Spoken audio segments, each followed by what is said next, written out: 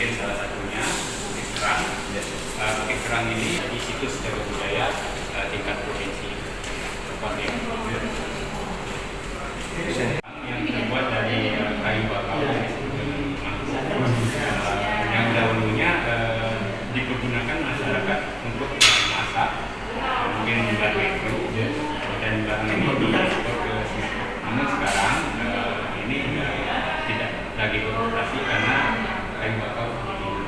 Tapi ini masih ada.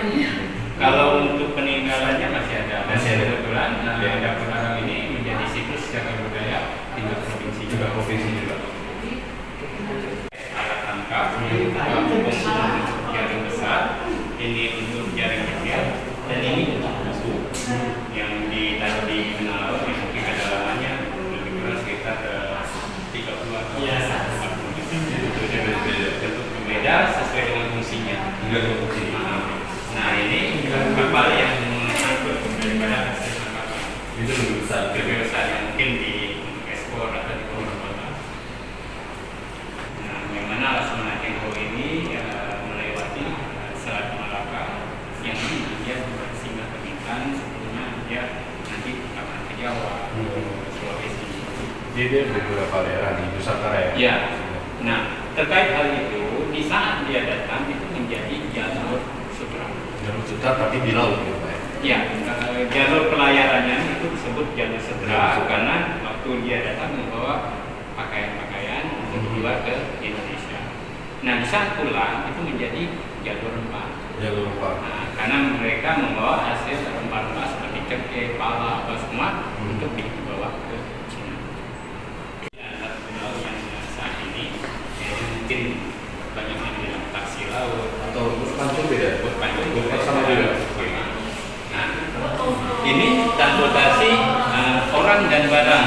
Di saat belum ada tol, misalnya dulu mau ke Natuna, ke Anambas, pakai ini di bawah untuk barang, di atas untuk orang seperti itu. Jadi sebelum ada kapal cepat, Ya, kayak gitu Pak, dulu pakai gitu ya. Oke, lanjut. Nah ini adalah kelong. Oh ini kayak Kelong juga.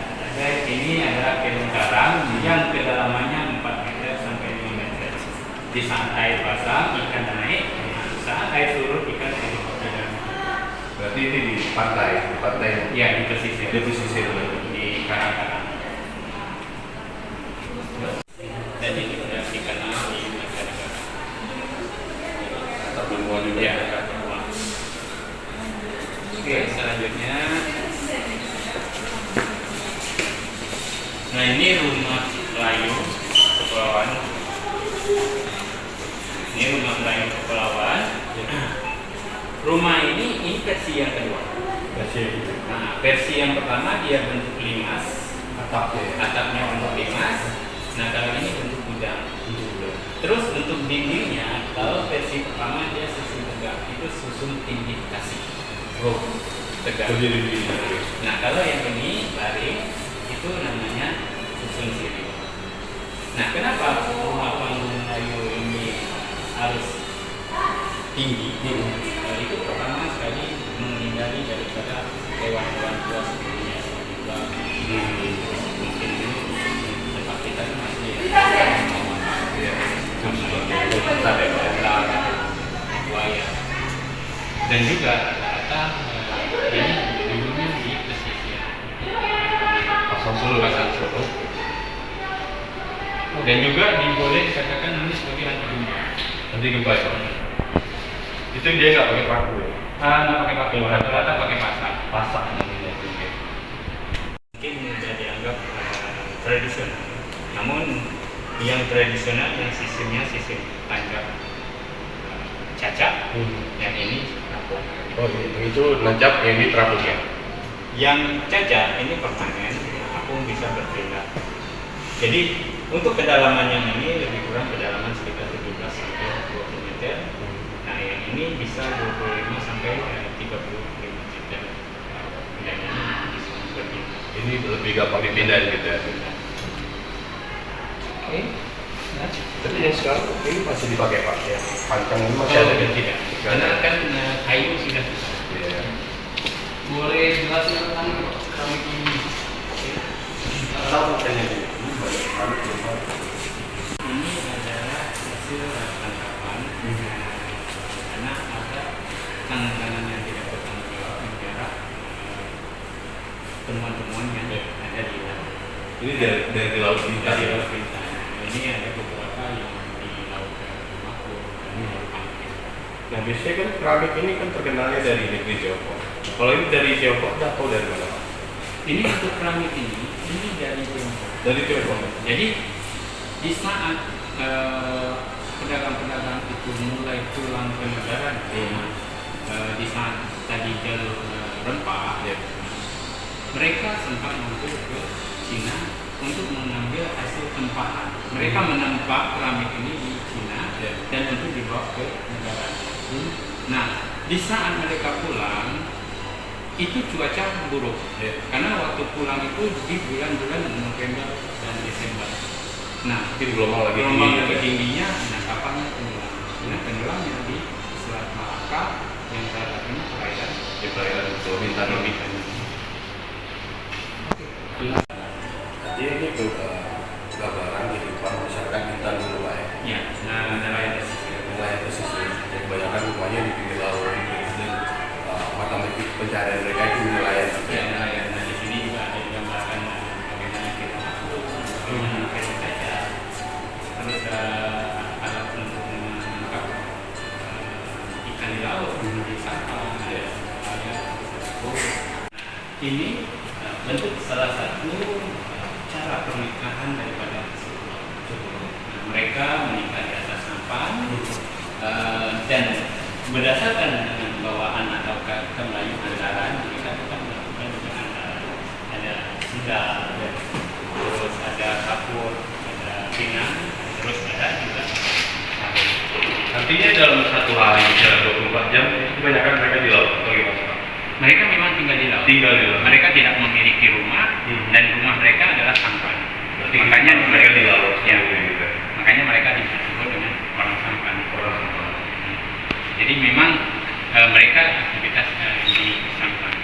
Jadi bila mana mereka sudah menikah, mereka harus menyiapkan satu sampan untuk mereka tempat tinggal. Itu yang untuk keluarga baru, sampan baru juga. Terus menjadi pertanyaan, di saat mereka melakukan hubungan setelah pernikahan itu, mungkin malam pertama itu mereka akan mengasih kode. Jadi di sampan mereka akan dikasih palang ciaunya itu. Artinya mereka lagi aktivitas. Jadi orang lain tidak boleh melihat. Tetap ada privasi ya. Iya. Di saat suku laut ziarah kubur. Jadi di ziarah kubur di saat mereka berada di posisi di mana mereka ada di saat itu. Misalnya mereka berada di Pulau A. Nah kebetulan di Pulau A itu dulu ada keluarga atau kerabat mereka yang meninggal yang mereka hubungi. Nah di saat ziarah mereka membawa apa yang disuka oleh si meninggal itu Yang semasa hidupnya gitu. Jadi kalau misalnya dia suka minum jenis minuman apa seperti Milo atau apa dan mereka berkata Bawa kopi gitu ya, dan mereka berkata bulan ini aku datang melihat engkau, ini yang kau suka dulu, ini aku bawa. Oke, sebagai persembahan lah yang sudah meninggal. Satu, dua, tiga ya Bang Herman. Assalamualaikum warahmatullahi wabarakatuh. Saya Arif Sumarsono, Kepala Dinas Kebudayaan dan Pariwisata Kabupaten Bintan. Dari Dinas Kebudayaan dan Pariwisata Kabupaten Bintan sendiri melihat hadirnya museum khusus Bahari Bintan itu seperti apa Pak? Selain sebagai media untuk memberikan edukasi pembelajaran bagi siswa-siswi dan generasi muda yang ada di Kabupaten Bintan terkait wisata bahari dan peninggalan bahari sejarah Kabupaten Bintan. Wisatawan mancanegara itu 1095 dan itu meningkat dari tahun 2023 yang awalnya cuma hanya 221 orang. Jadi ada peningkatan signifikan dari tahun 2023 ke 2024. Untuk tahun di 2025 ini kita agak mengalami penurunan karena apa? Karena biasa pengunjung yang lebih banyak itu dari Tiongkok, sampai saat ini belum ada jadwal untuk datang ke Museum Batu Bintang. Oke, sampai jumpa. Oke, 1, 2, 3. Ya, saya Mas Syarif Ustadz yang bertugas pamit dari hadapan Anda. Sampai jumpa.